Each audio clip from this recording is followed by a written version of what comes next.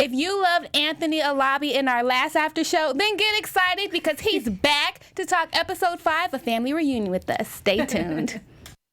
You're tuned in to AfterBuzz TV, the ESPN of TV talk. Now, let the buzz begin. Hello. Welcome in, AfterBuzzers. We are back for episode 5 of Family Reunion. Remember Grace Under Fire, and we have Anthony Alabi back with us today. We had so much fun with episode 4. We're like, you got to stay for episode 5. And here he is, and we're about to talk all about it. But before we get into it, let me introduce you to my other co-host. We have Shay Jones right here. Hey, guys. So excited. And we have Zakia down there. Hey. And we are ready to get into it. We are talking Amazing Grace. Jake sneaks out again. And we have a kitchen fire investigation. On top of that, we're going to play a game with some of our favorite sitcom theme songs. And we've got some news and gossip. But before we get into all of that, what did we think of this episode? This episode was very interesting, especially because we had a kitchen fire. And then also, like, even when as kids get older, you want to figure out what you find is your true calling in life, but your parents are just like, this is not the vision I had for you. And that's kind of a, do you live your life or do you live the parents' life? Do you live your life as what your parents wanted? So that's why I took it away from it. Yeah. Anthony? Oh, I love this one. This is one of my favorite ones. Just because I used to play with fire as a kid. So I set our bathroom on fire. So oh my gosh. Whoops. I just wanted to see what color fire was. So yeah, that and I actually loved how much they let me kind of play with the dramatic part of it. So this was nice. It was one of the first episodes I got to do that. So yeah. It was fun. I love this episode because I'm an auntie and I'm the cool aunt. So I love Grace. I'm Grace. I'm not a regular mom. I'm not a regular aunt. I'm a cool aunt. I'm a cool aunt. Yeah, so I love Grace and I love Grace and Coco's newfound relationship. So I thought that was super cute and super cool. Yes. I love this episode. I thought this episode was just a great lesson on listening. I feel like a lot of things could have been avoided if people just listened or weren't afraid to talk about something and have somebody listen. So I really love this. I wonder who we're talking about. But let's start it off. We have Auntie Grace. She came to visit. She was supposed to be visiting to do stuff with her seminary, but then it ended up coming out that she actually wasn't in seminary. And that she has a matchmaking service. Were you guys surprised by that? I didn't think it was going to be matchmaking. I was surprised by her job title, but I actually think it fits her better as a character. And she's very, mellow, but she's also like, I can have a good time too. Don't let it fool you. And I really appreciate that.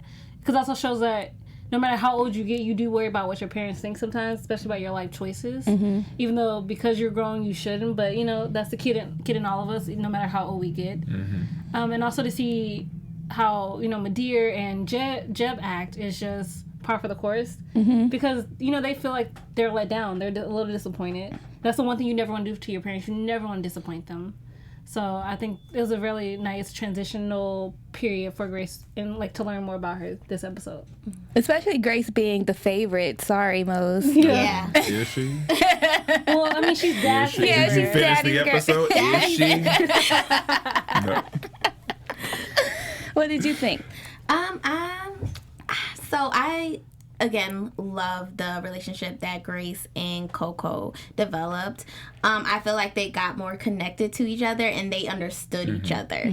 And I felt like Madeir was trying to blame Coco for everything, but she's like, hold on, I live here.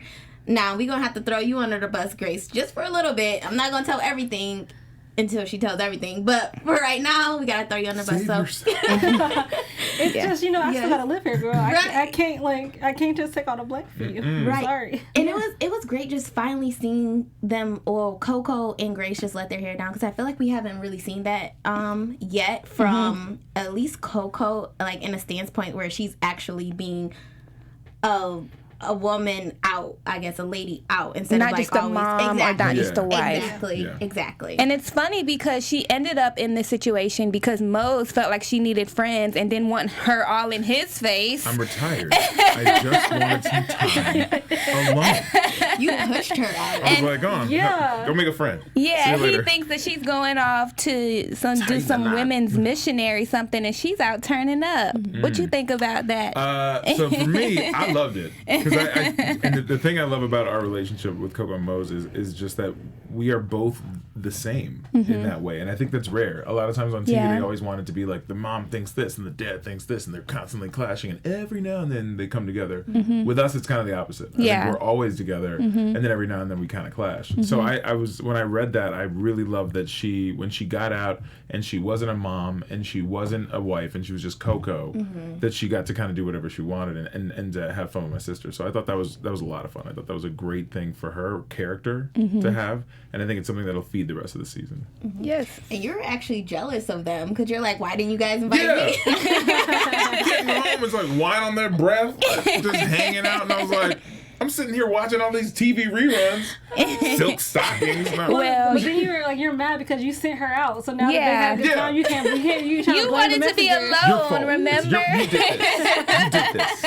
Because like you said, you guys are best friends, but even best friends sometimes need their space. Yeah, and I think it wasn't all selfish where I wanted to be by myself. But a lot of it was, this is my home, right? So Columbus, I know Columbus. I know people here. I grew up here, and I think a lot of it was me kind of pushing her and being like, you need to get out and you need to find your friend group. You need to find, because if this is going to be our home, it can't be all just people I know. You know, it has to be you finding your way, finding your footing, and finding your kind of like your group. And so I think a little bit of that, a lot of it was me wanting to be by myself. But a little bit was, you know, I wanted her to be happy here. I want her to be happy here, and I want her to find her friends and find her people.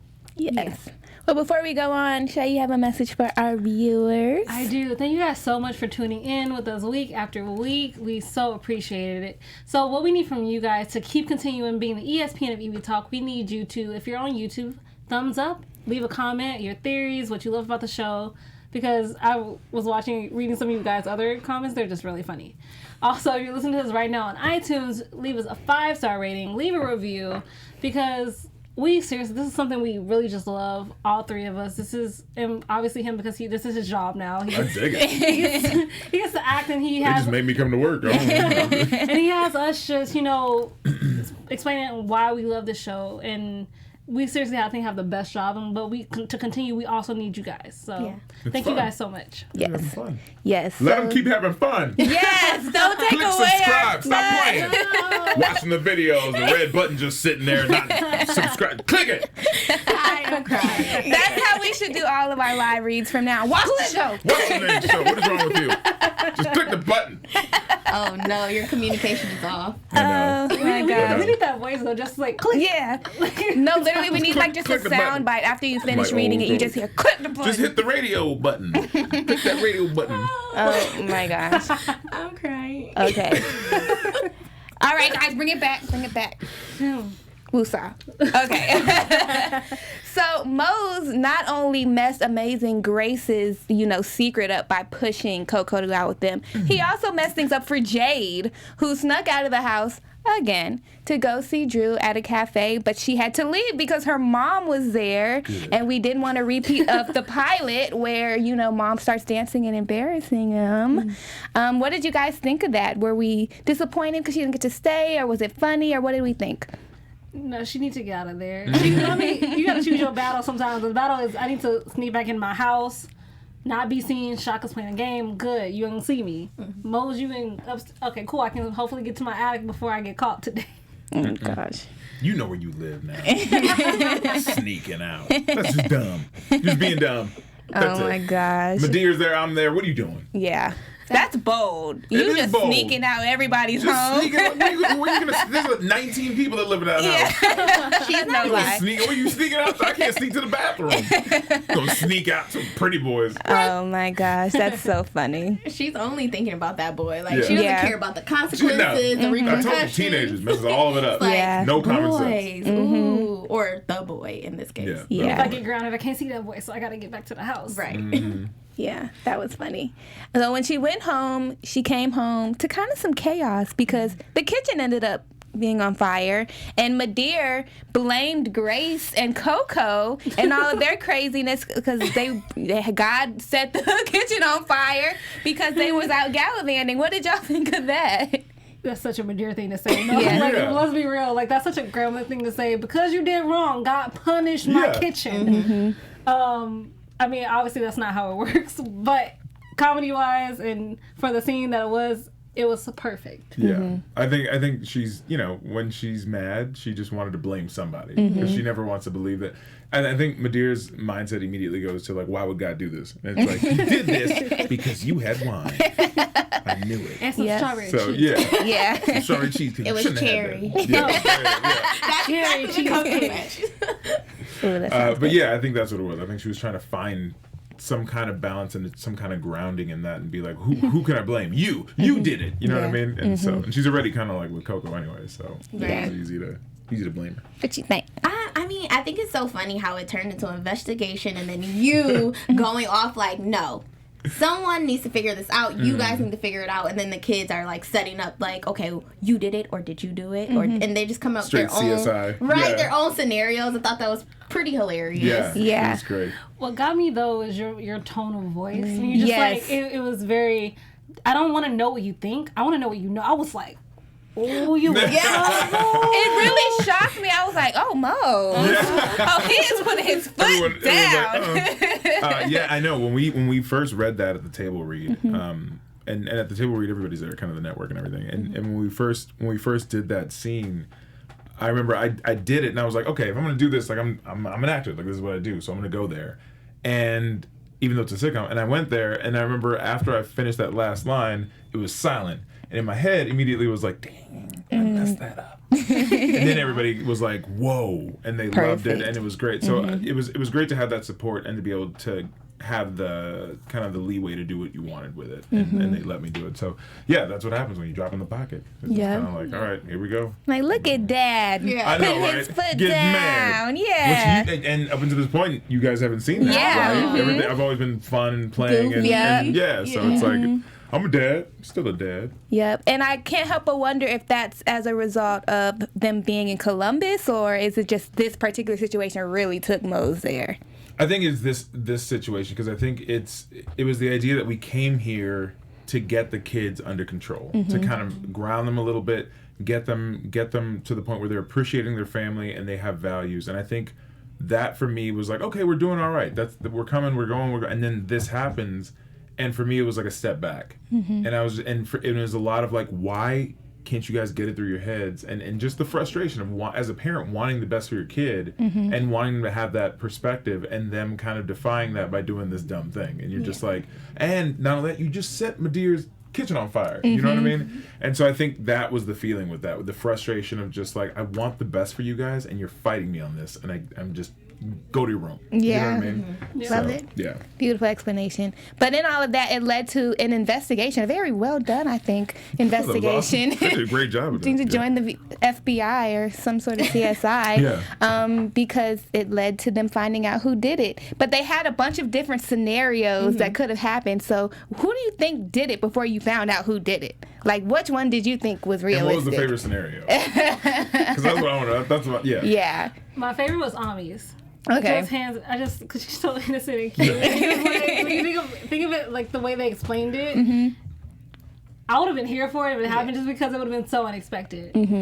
I was just waiting to be told who did it. I wasn't even trying to guess, I think, at that point. But when I found out who it was, I was just like, boy, put down that. Oh, you need to listen. I was thinking Jade. Yeah, it was realistic because she's so boy crazy. She done lost a sister. She's sneaking out the house, and now she done set the kitchen on fire. Like, why isn't that believable? Her head exploding. Yeah, exactly. Totally. Same. I like the scenario with Jade. Yeah. Yeah, I wasn't. I put it this way. I wasn't surprised, Shaka, was the one that did it. Because Shaka's always up to some kind of mischief. So it made sense for me, but I enjoyed reading through all of the scenarios.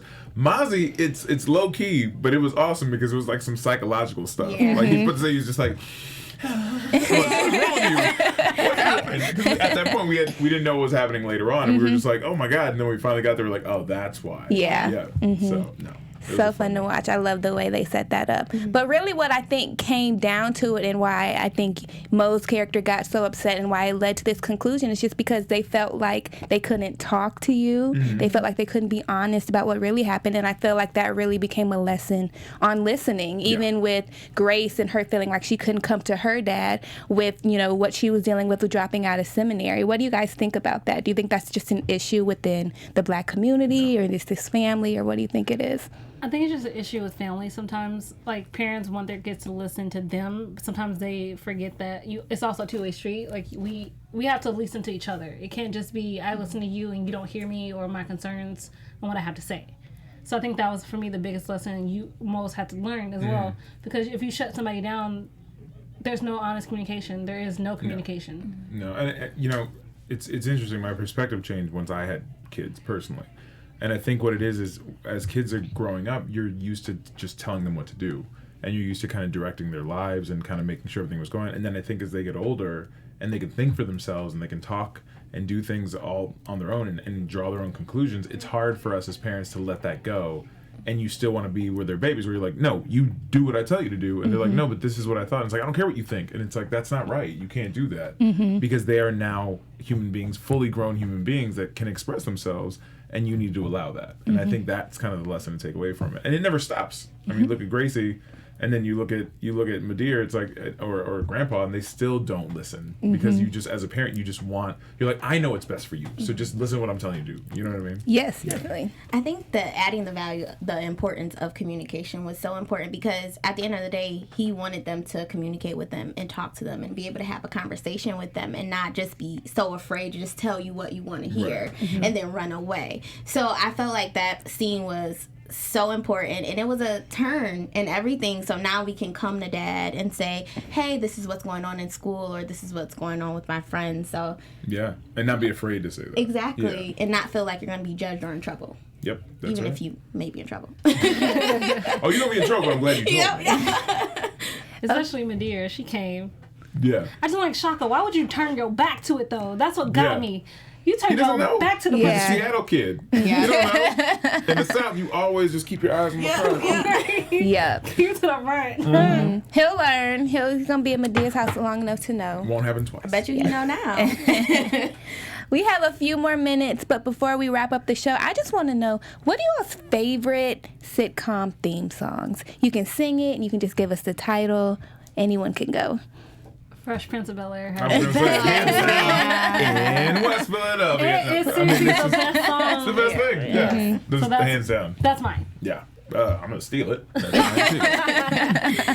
I definitely think mine is Moesha, just because I love the vibes of Moesha. Mo to the E to the. That's a good one. The Parkers, hello. Yes, of course. It's And the laugh at the end. That's what. Oh You my tell we're gosh. 90s kids. Yeah, for sure. Yeah. Well, this has been so fun. Anthony, I'm so glad you decided to stick around. thanks for having me, You guys. have I brought appreciate such Keep good me here. laughs and fun and light, and we couldn't think of anyone we want to talk about this show more with. Thank you. So thank you for coming Anytime. in. Anytime. Okay, remember that you said She's that. like, cool. Into the mic. Okay, cool. Say it again. Sign this favor. Write it down. It is now on video, so you cannot say it wasn't you. Dang it. Call my lawyer. Hold on. Messed up now. Right, ain't talking Asian yet. Oh my gosh. Well, remind everybody where they can find you on social. Yes, you can find me on Instagram at Anthony Alabi Official and on Twitter at the Anthony Alabi, spelled Alabi. Nice. Lakia, where can they find you? You can find me at Zakia W_. You guys can find me at Real Shay Jones on Twitter and Instagram. And on Twitter and Instagram, you can find me at I am Lexi Fierce. Once again, I'm Alexis Brown. These are my beautiful co-hosts. And thank you for tuning in. Buzz you later. Bye. Our founder, Keven Undergaro, and me, Maria Menounos, would like to thank you for tuning in to AfterBuzz TV. Remember, we're not just the first, we're the biggest in the world, and we're the only destination for all your favorite TV shows. Whatever you crave, we've got it. So go to AfterBuzzTV.com and check out our lineup. Buzz you later. The views expressed herein are those of the hosts only and do not necessarily reflect the views of AfterBuzz TV or its owners or principals.